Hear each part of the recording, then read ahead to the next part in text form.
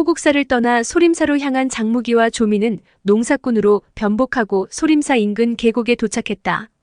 그들은 소림사에 가까워질수록 마주치는 승려들도 많고 낯선 그들을 경계하는 눈초리도 많아졌기 때문에 더 접근하기는 힘들다고 판단하고 인근에 쉬어갈 만한 곳이 없나 찾아봤다. 그때 두 사람 눈에 들어온 것이 산기슭 양지 바른 외딴 곳에 홀로 있는 2칸짜리 초가집이었다. 두 사람은 그곳에서 하룻밤 신세를 질 생각으로 초가집을 향해 갔다. 초가집 앞에 다다랐을 때 채소밭에 걸음을 주고 있는 한 노인을 보고 조민이 다가가 말했다. 어르신, 우리 오누이가 길을 가다 목이 말라 그러는데 물 한 잔 주시겠어요? 그러나 그 노인은 아무런 대꾸도 하지 않고 밭일만 했다. 그러자 조민이 다시 한번 말을 건넸으나 그 노인은 여전히 아무런 대꾸가 없었다. 그때 초가집 대문을 열고 한 노파가 나오며 말했다. 우리 영감은 귀머거리에 벙어리라 처녀가 하는 말을 알아듣지 못한다오. 그래 무슨 일로 왔소? 그러자 조민이 다시 한번 쉬어갈 수 있냐고 물었다. 장무기와 조민을 위아래로 훑어보던 노파가 따라오라고 했다. 두 사람은 노파를 따라 집 안으로 들어갔는데 겉보기와는 달리 집 안은 여느 농사꾼 집과 달랐다. 가난한 농사꾼 집이라고 생각하기에는 내부가 너무 깨끗하고 잘 정돈되어 있었다. 그리고 노파를 유심히 살펴보니 입고 있는 옷은 여느 농사꾼이 입는 무명천으로 된 것이었지만 옷은 얼룩 하나 없이 깨끗한 새 것이었다. 조미는 깨끗한 집이 마음에 들었는지 품속에서 은자 한 덩어리를 꺼내서 노파에게 건네며 하룻밤 재워달라고 청했다. 그러자 노파가 피식 웃으며 조민이 건넨 은자를 되돌려주며 말했다. 하룻밤 재워주는 게 뭐 어려운 일이라고 돈까지 받겠나? 돈은 넣어두게. 그런데 자네들 오누이 사이가 아니지. 그 말을 듣는 순간 조민은 아차 싶었다. 이 노파는 무공을 익힌 고수가 틀림없구나. 우리가 농사꾼 옷을 입고 있어도 말투나 행동거지에서 우리가 농사꾼이 아닌 걸 눈치챈 거야. 어쩌지? 그 순간 조민의 번뜩이는 재치가 발동했다. 할머니 눈썰미가 보통이 아니시군요. 어쩔 수 없이 솔직하게 다 말씀드릴 수밖에 없네요. 사실 저기 있는 증시 오라버니하고 저는 어릴 적부터 서로 좋아했어요. 그런데 오빠 집이 가난하다는 이유로 우리 아버지는 끝끝내 저희를 허락해주지 않으셨죠. 마침 이웃마을 부잣집에서 혼담이 들어왔는데 아버지가 그만 그 혼담을 받아들인 거예요. 저는 싫다고 거절했지만 체면과 다른 사람들 시선을 중요하게 생각하는 아버지는 끝끝내 절 혼인시키려고 했어요. 사실 우리 집은 대도에서 꽤 부자인데다 아버지도 벼슬이 높은 분이시거든요. 그래서 저는 스스로 죽을까도 생각했어요. 보다 못한 엄마가 저한테 도망가서 2, 3년 뒤에 아기를 낳아서 돌아오라고 했어요. 조민의 얘기를 다 듣고 나자 노파는 허리를 잡고 웃었다. 그러고는 연신 고개를 끄덕끄덕하며 조민의 생김새를 요리조리 뜯어보았다. 노파는 처음 만나 자기한테 솔직하게 사연을 털어놓는 조민이 마음에 들었다. 이제 보니 그런 사연이 있었군 그래. 여기까지 누가 쫓아오지 못할 테니 걱정하지 말고 푹 쉬게. 혹시라도 누가 쫓아온다면 내가 혼내줄 테니. 그러면서 껄껄거리며 방을 나섰다. 노파가 방을 나가고 둘만 남게 되자 장무기는 조민의 귀에 대고 속삭였다. 채소밭에서 걸음주는 노인 역시 보통 인물이 아니더군. 당신도 봤지? 그러자 조민이 조용히 대꾸했다. 저들은 원진의 고수급 부하일까요? 아니면 원진의 적일까요? 일단 정체를 알 수 없는 자들이니 조심하기로 해요. 그날 저녁 장무기와 조민은 노부부와 함께 저녁 식사를 하게 되었다. 그런데 농사꾼 집답지 않게 닭고기에 쇠고기까지 풍성하게 차려진 밥상이 나왔다. 배불리 식사를 마친 두 사람은 방으로 건너가 잠자리에 들었다. 그런데 한밤중이 되었을 때 대문 밖에서 어수선하게 들려오는 발걸음 소리에 잠을 깨고 말았다. 두 사람은 창문 밑으로 가서 숨을 죽이고 바깥 동정에 귀를 기울였다. 바로 그때 대문 밖에서 걸쭉한 사내의 말소리가 들려왔다. 2시 내외분 계시오? 옛날 친구가 야반에 실례를 무릅쓰고 이렇게 찾아왔소이다. 그러자 노파에 응답하는 소리가 들렸다. 서량상검 아니신가? 이 시간에 여기까지 어쩐 일인가? 우리 내외는 당신네 옥진관 체면을 고려해서 머나먼 사천 북방에서 여기까지 피해왔네. 그런데 자네들은 그까짓 일이 뭐 대수라고 불구대천의 원수라도 맺은 듯 여기까지 쫓아왔는가? 어찌 명성 높은 옥진관이 그토록 도량이 좁으신가? 그러자 문 밖에 사내가 껄껄대고 웃으며 대꾸했다. 두 내외분께서 우리 서량삼검이 두려우시면 이리 나와 우리한테 땅의 소리가 나도록 이마를 조아려 큰절 3번만 하시구려. 그럼 옥진관도 과거지사를 더는 묻지 않고 잊어버리리다. 그 말을 듣자 노파가 대문을 활짝 열어젖혔다. 장무기와 조미는 창틈으로 머리를 맞대고 바깥을 내다보았다. 대문 밖에는 황관도사 셋이 서 있었다. 키가 작달만하고 뚱뚱 보인 마법통과 고슴도치처럼 뻣뻣한 턱수염을 가진 소악, 그리고 큰 키의 말라깽이 같은 소환이었다. 마법통이 노인을 향해 물었다. 두 내외분께선 큰절로 사과하시겠소? 아니면 옛날처럼 쌍구와 연자창으로 우리와 생사를 다퉈보시겠소? 그러자 곁에 있던 노파가 마법통에게 말했다. 우리 영감은 귀머거리에 벙어리가 되어서 당신이 하는 말을 알아듣지 못하네. 그 말을 듣고 서량삼검은 모두 놀랐다. 소학이 노파에게 물었다. 바람 소리만 듣고도 적의 동태를 알아채는 두 선생의 청풍판 기지술은 무림의 일절로 손꼽히는데 어쩌다 그리 되었단 말이오? 그때 마법통이 장검을 뽑으며 말했다. 두백당 역삼낭. 허튼 수작 말고 어서 병기나 꺼내 잡아라. 마법통은 노파인 역삼낭이 자기들을 방심시키려고 수작을 건다고 생각했다. 역삼낭이 코웃음을 치며 대꾸했다. 너그러운 아량으로 사소한 과거지사를 떨쳐버리지 못하고 끝끝내 이래야 하겠소? 그러면서 한 손에 서슬 10허런 단도 3자루씩 도합 6자루를 꺼내들었다. 곁에 있던 두백당도 역삼낭이 단도를 꺼내는 걸 보고는 아내와 똑같이 도합 6자루의 단도를 꺼내들었다. 역삼낭은 양손에 들린 단도를 부채 펼치듯 활짝 펼쳐들었다. 그리고 두백당은 오른손에서 왼손으로 또다시 왼손에서 오른손으로 6자루 단도를 끊임없이 움직이며 도막을 형성했다. 그 모습을 보고 서량삼검은 흠칫 놀랐다. 원래 두백당은 쌍갈고리 잘 쓰기로 천서 일대에서 위명을 떨치던 고수였다. 그리고 역삼낭은 사슬 달린 창을 잘 쓰는 고수였다. 그런데 그런 두 고수가 애병기를 제쳐두고 엉뚱하게도 단도를 들고 본 적 없는 초식을 구사하니 서량삼검으로서는 더욱 경계할 수밖에 없었다. 서량삼검은 서로 눈짓을 주고받더니 삼재검진이라 외치며 두씨 부부를 삼면에서 포위했다. 장무기는 숨어서 서량삼검의 삼재검진을 보며 저들이 아주 교활하다는 걸 알아차렸다. 입으로는 삼재검진이라 말해놓고 그 속에는 음양오행을 숨기고 있었다. 3명이서 오행진을 펼치려면 한 사람이 적어도 2방위 이상의 변화에 통달해야 했다. 그렇다면 이들 서량삼검은 영리와 경공신법, 그리고 검법에 뛰어난 고수들임이 틀림없었다. 서량삼검에게 포위당하자 두씨 부부는 서로 등을 기댄 자세로 12자루 단도를 허공에 날리며 도막을 형성했다. 그러자 고요한 밤하늘 아래 공기를 찢는 날카로운 파열음이 울려 퍼졌다. 거기에 맞춰 서량삼검도 보법을 밟으며 두씨 부부를 중심에 놓고 맴돌기 시작했다. 곧이어 공기를 찢는 파열음과 함께 쇠 부딪히는 소리가 울려 퍼지기 시작했다. 장무기는 가만히 저들의 싸움을 보며 조민에게 말했다. 저 5사람 모두가 내 큰아버님의 원수인 모양이군. 저 영감님이 귀머거리가 된 건 내 큰아버님의 사자후가 두려웠기 때문이야. 그러자 곁에서 듣고 있던 조민이 무슨 말이냐고 물었다. 저 도사들의 검법이나 두씨 부부가 펼치는 도법 모두 내 큰아버님과 대결하기 위해 수련한 것이야. 저들의 무공은 공세보다 수비초식이 더 많아. 하지만 겨우 저런 실력으로 내 큰아버님을 해칠 수 있다고 생각했다니 가소로워서 웃음밖에 나지 않는군. 장무기 말대로 서량삼검의 삼재검진이나 두씨 부부의 도법이나 모두 수비 위주의 진법이라 양측이 한참을 싸워도 끝내 어느 한쪽도 우세를 잡지 못했다. 마법통이 갑자기 멈추라고 소리치더니 뒤로 몸을 훌쩍 날렸다. 그러자 소학과 소환도 뒤로 몸을 날렸다. 휴전을 요청한 마법통이 장검을 칼집에 넣으며 말했다. 두씨 내외분께서 펼친 그 도법은 역시 금모사왕을 잡기 위한 것이 아니오. 그러자 역삼낭이 흠칫 놀라며 대꾸했다. 마도장의 눈썰미가 매섭구려. 그 말에 마법통이 가볍게 미소 지으며 말했다. 하기야 두 내외분께서 아드님을 금모사왕 손에 이르셨으니 그 원한이 오죽하시겠소. 그러자 역삼낭 얼굴에 분노가 피어올랐다.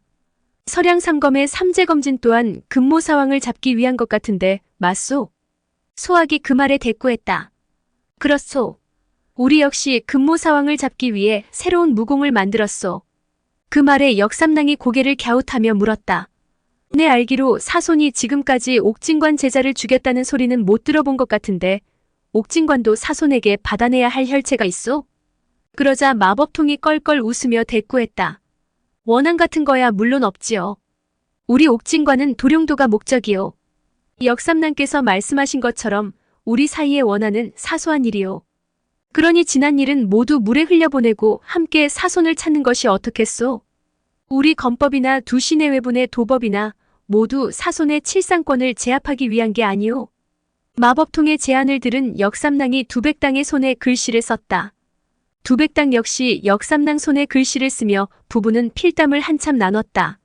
그러고는 마침내 역삼랑이 입을 열었다. 좋소. 함께합시다. 우리는 복수를 원하지 도룡도는 필요 없소. 어차피 사손을 만나게 되면 나 역시 그 자리에서 고막을 터뜨려 그놈과 동기어진 할 생각이었소. 우리 부부는 사손에게 아들을 잃은 그날 이후 세상에 아무런 미련이 없소. 그렇게 뜻을 함께하기로 맹세한 그들은 아들의 복수와 도룡도 탈취 계획을 상의하기 위해 집 안으로 들어왔다. 그때 마법통이 겹방 문짝이 굳게 닫힌 것을 보고 경계했다. 그걸 눈치챈 역삼랑이 젊은 남녀가 눈이 맞아 집에서 도망쳐 나왔는데 무공을 전혀 모르는 시골뜨기들이니 신경 쓰지 말라고 변명해줬다. 그러나 경계심 많은 마법통은 그냥 넘어갈 수 없었다. 삼랑께선 고깝게 생각지 마시오. 우리 일이 밖으로 새어나가기라도 한다면 목숨을 부지하기 어려울 것이오. 삼랑의 말처럼 저들이 정말 무공을 모르는 시골뜨기인지 확인해야겠소. 그러자 역삼랑이 대수롭지 않다는 듯 웃으며 말했다. 우리가 밖에서 그렇게 싸워도 잠만 자는 녀석들이 뭐라고 이러는지 모르겠군. 그러면서 겹방으로 다가가 문을 밀었다.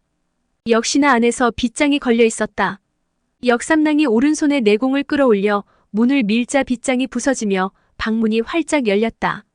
역삼랑과 두백당이 앞장서고 서량삼검이 그 뒤를 따라 방 안으로 들어섰다. 조민을 껴안고 침대에 누워있던 장무기가 눈을 비비며 일어났다. 할머니, 무슨 일이세요? 그 순간 마법통이 장검을 뽑아 그대로 장무기 목젖을 향해 내찔렀다. 칼끝이 바람을 끊고 날아들자 외마디 비명을 지른 장무기가 상체를 앞쪽으로 불쑥 내밀었다. 칼날을 피하려는 게 아니라 반대로 목덜미를 갖다 대는 자세였다. 그러자 이번에는 마법통과 역삼랑이 외마디 실성을 터뜨렸다.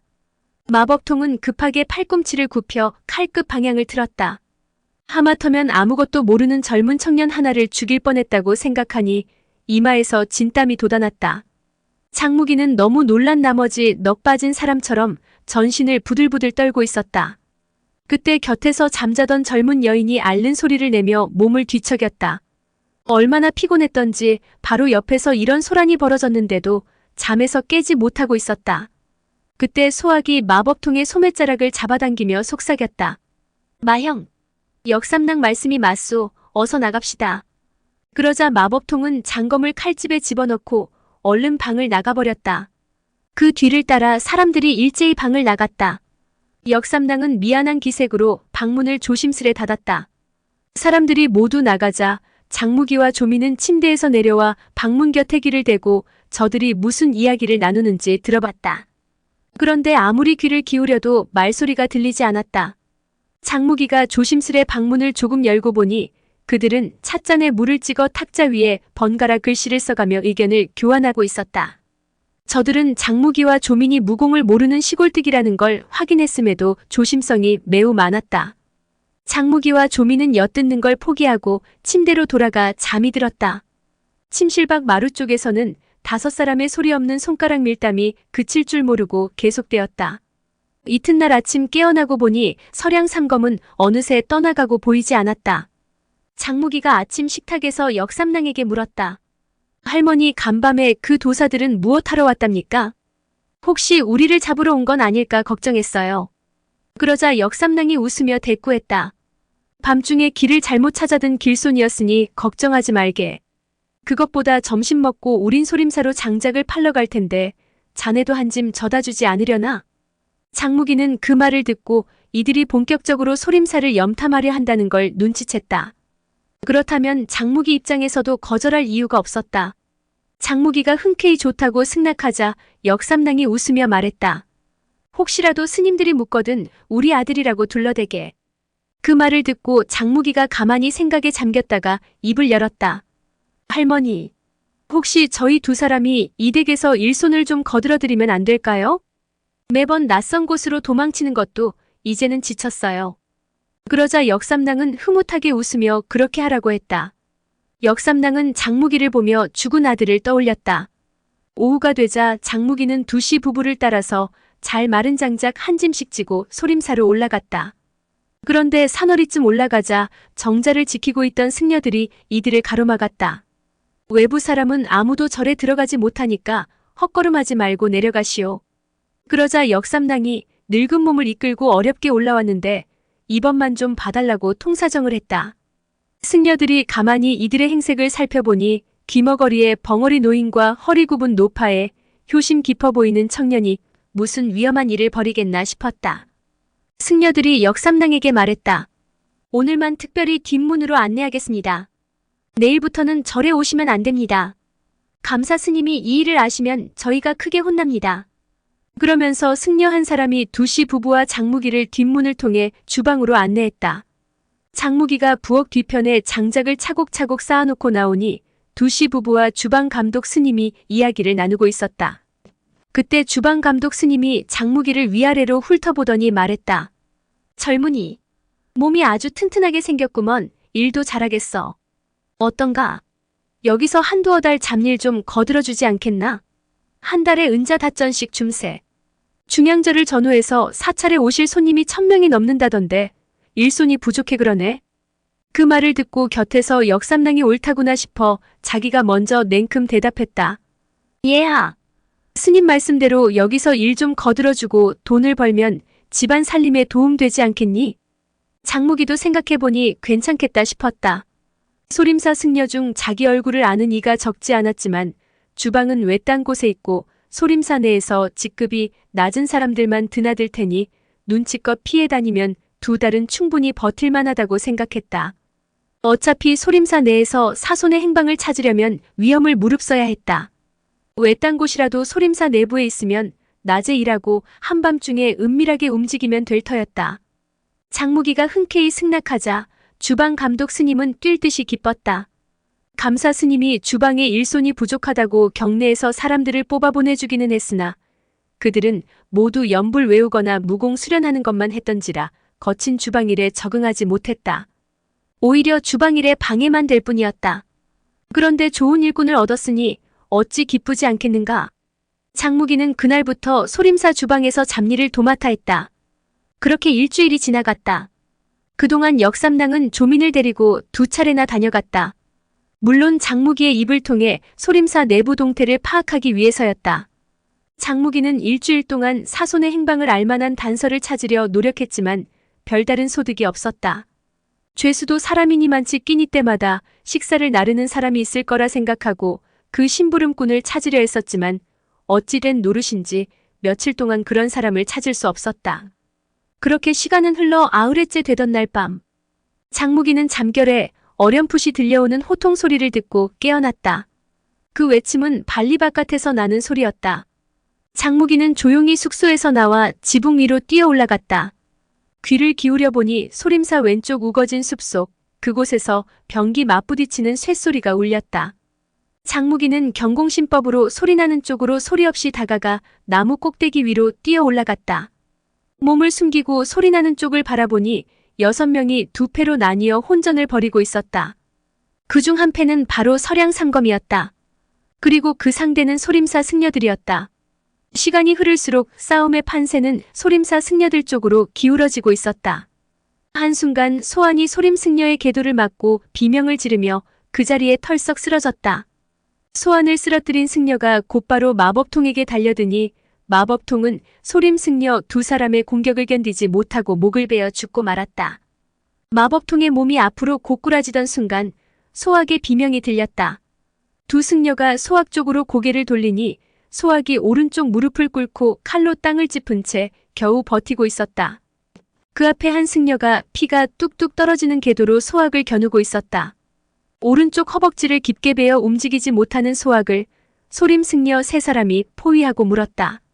그대들 서량 옥진과는 우리 소림사와 아무런 원한도 맺은 적 없는데 무슨 이유로 야반 침입을 했는가?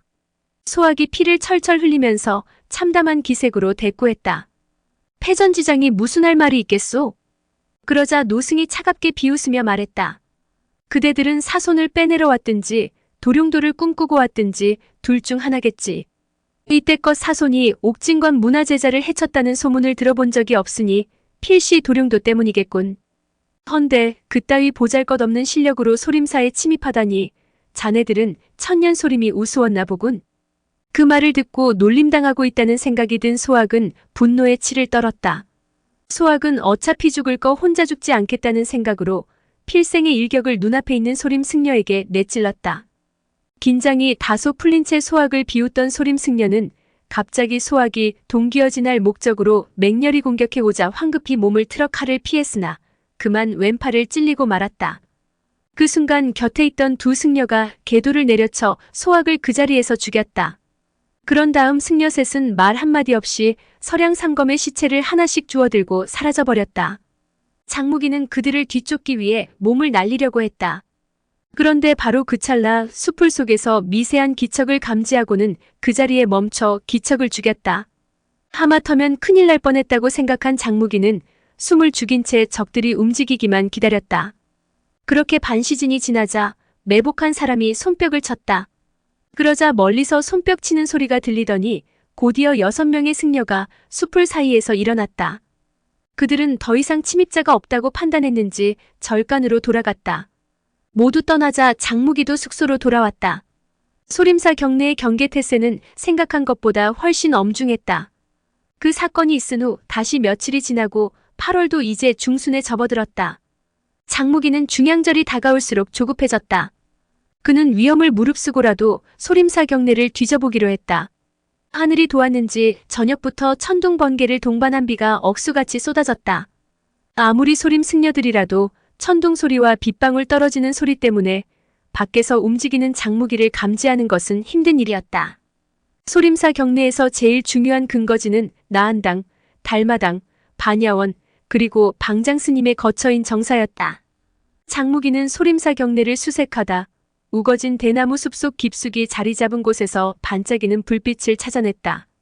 그것은 허름하고도 작은 정사였다. 장무기는 불빛이 새어나오는 정사 창틀 아래로 접근했다. 그때 정사 안에서 말소리가 들려왔다. 금모사왕 하나 때문에 우리 소림파는 지난 한 달 동안 무려 23명이나 살상했소. 바로 소림사방장 공문대사의 목소리였다.